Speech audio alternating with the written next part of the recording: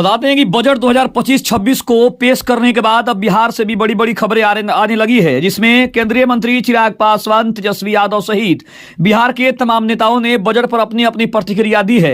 लेकिन सबसे पहले बात करते हैं केंद्रीय मंत्री चिराग पासवान की, जिन्होंने कहा है कि यह बजट बिहार को आर्थिक रूप से मजबूत करने वाला बजट है।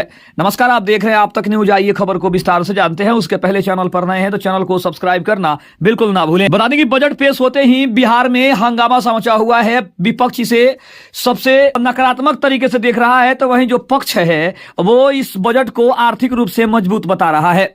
बता देंगे एक तरफ केंद्रीय मंत्री चिराग पासवान है, जिन्होंने कहा है कि ये बजट बिहार को आर्थिक रूप से काफी ज्यादा मजबूत करेगा, जिसकी उम्मीद हम सभी ने की थी और जो मांग हमने केंद्र से की थी वो मांग हमारी पूरी हो गई है, जिसके लिए उन्होंने निर्मला सीतारमण जो कि वित्त मंत्री है उनका आभार व्यक्त किया। इसके अलावा उन्होंने कहा कि हमारे प्रिय प्रधानमंत्री श्री नरेंद्र मोदी जी ने उस आह्वान को पूरा करने में हमारी मदद की, जिसमें हमने कहा था कि बिहार को आर्थिक रूप से अगर मजबूत करना है तो सबसे पहले किसानों को मजबूत करना होगा, क्योंकि जब तक बिहार के किसान मजबूत नहीं होंगे तब तक बिहार मजबूत नहीं होगा।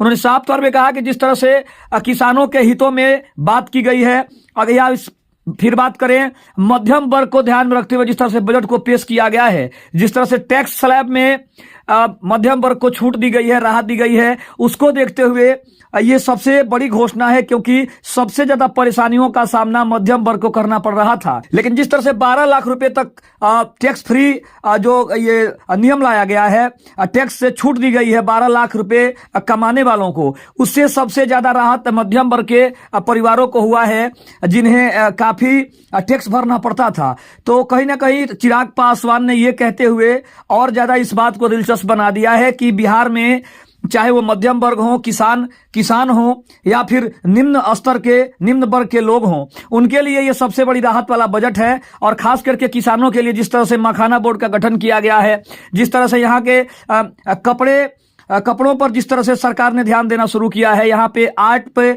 जिस तरह से सरकार ने ध्यान देना शुरू किया है, उसको देखकर ये जरूर कहा जा रहा है कि बिहार के लिए इस बजट में काफी खास है। और अगर एक बात और देखा जाए तो कहीं ना कहीं 2025 के विधानसभा चुनाव को देखते हुए बिहार में जिस तरह से बिहार के लिए घोषणाएं की गई है, उसको भी विपक्ष कह रहा है कि ये महज चुनावी मुद्दा है, जिसको लेकर चुनाव को देखते हुए ये बड़े बड़े जो रसगुल्ले हैं वो बिहार को दिए गए हैं। लेकिन इसका फायदा कुछ होने वाला नहीं है, क्योंकि इसके पहले भी लाल कृष्ण आडवाणी हो, पीएम नरेंद्र मोदी हो, उन्होंने भी कई वादे किए, लेकिन आज तक उस वादे को पूरा नहीं किया गया है। तो कहीं ना कहीं विपक्ष इस पर निशाना तो साध रहा है, लेकिन केंद्रीय मंत्री चिराग पासवान ने साफ तौर पर कहा। इसके अलावा केंद्रीय मंत्री रविशंकर प्रसाद ने भी कहा कि विपक्ष आज तक कभी भी पीएम नरेंद्र मोदी के कामों को नहीं सराहा है, तो हम उम्मीद भी नहीं करते हैं कि विपक्ष हमारे किसी काम को, हमारे किसी कर्तव्य को सराहेगा। इसलिए विपक्ष से हमें लेना देना नहीं है।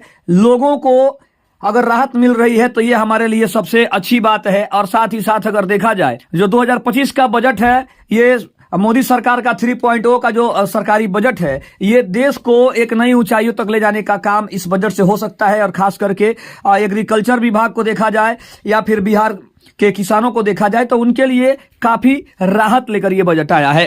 खबर कैसी लगी कमेंट में जरूर बताइएगा। तब तक के लिए धन्यवाद। जय हिंद, जय भारत।